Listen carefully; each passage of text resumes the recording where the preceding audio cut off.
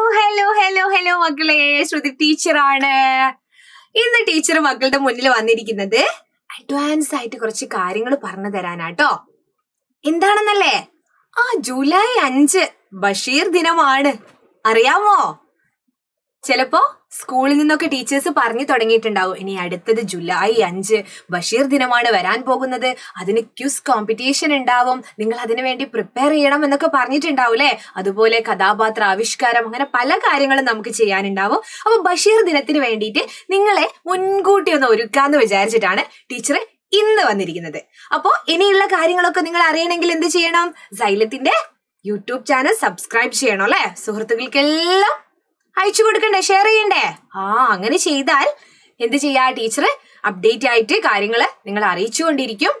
അപ്പൊ മക്കൾ എന്ത് ചെയ്യണം? അത് എല്ലാവരിലും എത്തിക്കാനൊരു ശ്രമം നടത്തണം കേട്ടോ. അപ്പൊ ഇന്ന് വന്നത് ബഷീർ ദിന ക്വിസിന് വേണ്ടി കുറച്ച് കാര്യങ്ങള്, നിങ്ങൾക്ക് അറിയാവുന്ന കാര്യങ്ങള് ഒന്ന് ഓർമ്മിപ്പിക്കാൻ വേണ്ടിയിട്ടാണ് വന്നത് കേട്ടോ. അപ്പൊ ബഷീർ, വൈക്കം മുഹമ്മദ് ബഷീർ, അദ്ദേഹത്തെ കണ്ടില്ലേ അല്ലേ? അദ്ദേഹം ഒരു മരത്തിന്റെ ചുവട്ടിൽ ഇരിക്കുന്നുണ്ട്. അത് മാംഗോസ്റ്റിൻ മരമാവാനാണ് സാധ്യത. കാരണം അദ്ദേഹത്തിന്റെ ജീവിതത്തിൽ ഏറ്റവും പ്രധാനപ്പെട്ട ഒരു മരമായിരുന്നു മാംഗോസ്റ്റിൻ എന്ന് പറയുന്നത്.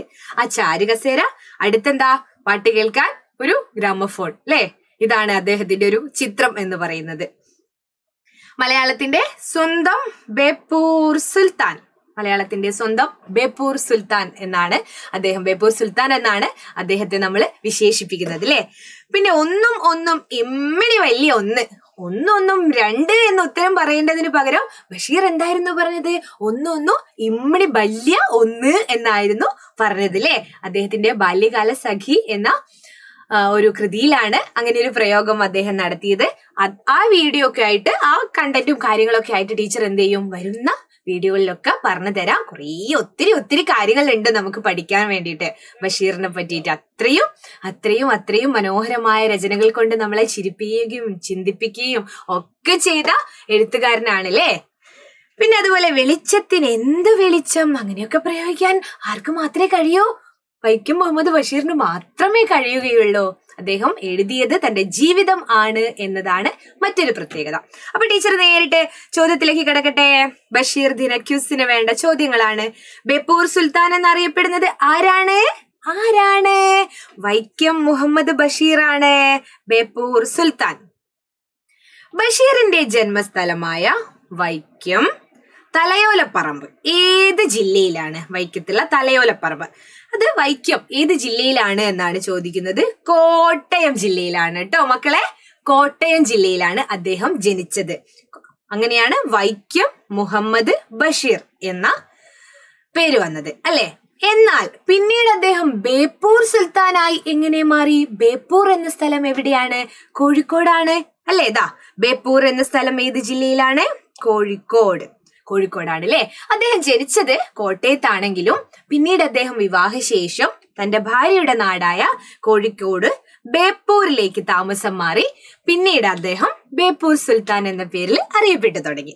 അങ്ങനെയാണ് ബേപ്പൂർ സുൽത്താൻ എന്നായത്. വൈക്കം മുഹമ്മദ് ബഷീറിന്റെ യഥാർത്ഥ പേരെന്താണ് അല്ലെ? അദ്ദേഹം അറിയപ്പെടുന്നത് വൈക്കം മുഹമ്മദ് ബഷീർ.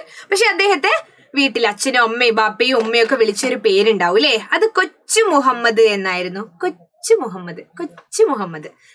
മുഹമ്മദ് ആ പേരിൽ തന്നെ ഉണ്ടല്ലോ അല്ലെ. മുഹമ്മദ് ബഷീറാണ്. അത് സ്ഥലപ്പേര് വന്നപ്പോ വൈക്കം മുഹമ്മദ് ബഷീർ എന്നായി. ചെറുപ്പത്തില് അല്ലെങ്കിൽ അദ്ദേഹത്തിന്റെ യഥാർത്ഥ പേര്, അച്ഛനും ബാപ്പയും ഉമ്മയും ഒക്കെ ഇട്ട പേരെന്താണ്? രക്ഷിതാക്കൾ, പാരന്റ്സ് നൽകിയ പേരെന്താണ്? കൊച്ചു മുഹമ്മദ് എന്നായിരുന്നു. എഴുതി തുടങ്ങിയപ്പോൾ വൈക്കം മുഹമ്മദ് ബഷീർ എന്നായി അല്ലേ.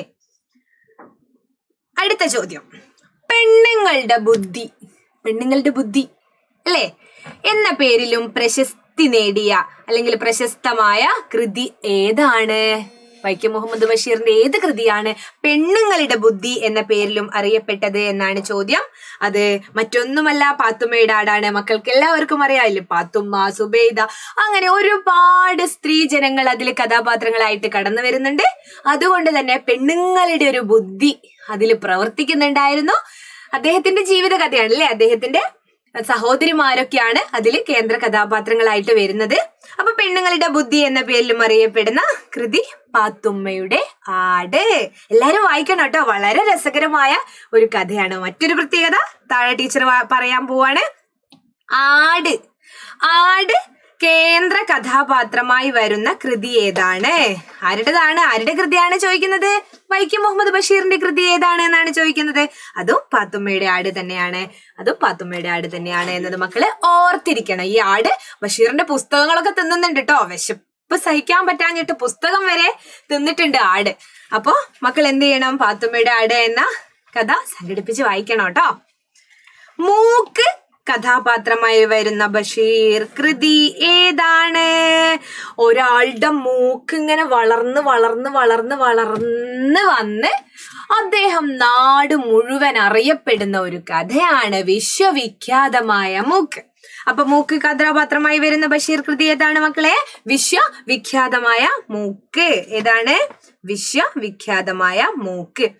ഇതൊരു ചോദ്യമാണ്. നമ്മള് ഗ്രാമഫോണൊക്കെ കണ്ടിട്ടില്ലായിരുന്നു? അദ്ദേഹത്തിന്റെ അടുത്തൊരു പാട്ടുപെട്ടി അല്ലേ? അപ്പൊ പാട്ട് അദ്ദേഹത്തിന് ഒത്തിരി ഇഷ്ടമായിരുന്നു. അതില് ഏറ്റവും ഇഷ്ടപ്പെട്ട ഗാനം, ബഷീറിന് ഏറ്റവും ഇഷ്ടപ്പെട്ട ഗാനം ഏത് എന്ന് ചോദിച്ചാൽ ഉത്തരം സോജാ രാജകുമാരി എന്ന് തുടങ്ങുന്ന ഒരു പാട്ടായിരുന്നു, ഒരു ഗാനമായിരുന്നു അദ്ദേഹത്തിന് ഏറെ ഇഷ്ടമുണ്ടായിരുന്നത്. മിക്ക ക്വിസ് കോമ്പറ്റീഷനും ചോദിക്കുന്ന ഒരു ചോദ്യമാണ് ഇത്. ബഷീറിന് ഏറ്റവും ഇഷ്ടപ്പെട്ട ഗാനം ഏതായിരുന്നു? അതുപോലെ മരം അല്ലെ, ബഷീറിന്റെ ജീവിതത്തില് വളരെ പ്രധാനപ്പെട്ട ഒരു വൃക്ഷം, ഒരു മരം ഏതായിരുന്നു എന്ന് ചോദിച്ചാൽ അത് ഉത്തരം മാംഗോസ്റ്റിനാണ്. ഇതാണ് മാംഗോസ്റ്റിൻ കേട്ടോ. അദ്ദേഹത്തിന്റെ മുറ്റത്ത് ഉണ്ടായിരുന്ന മാംഗോസ്റ്റിൻ.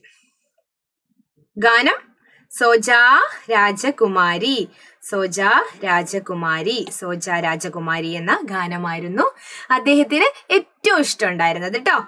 ഇനി അവസാന ചോദ്യം, ഇന്നത്തെ അവസാന ചോദ്യം. ഇനി ചോദ്യങ്ങൾ വരാനുണ്ട് കേട്ടോ. ഇന്ന് ടീച്ചർ ടാറ്റ ബൈ ബൈ പറഞ്ഞു പോകുന്നതിന് മുമ്പേയുള്ള ചോദ്യം, ഭാര്യയും മക്കളും ബഷീറിനെ എന്താണ് വിളിച്ചിരുന്നത്? വീട്ടിൽ ഒരു വിളിപ്പേരുണ്ടായിരുന്നു. ഭാര്യയും മക്കളൊക്കെ അദ്ദേഹത്തെ വിളിച്ചിരുന്നത് എന്തായിരുന്നു?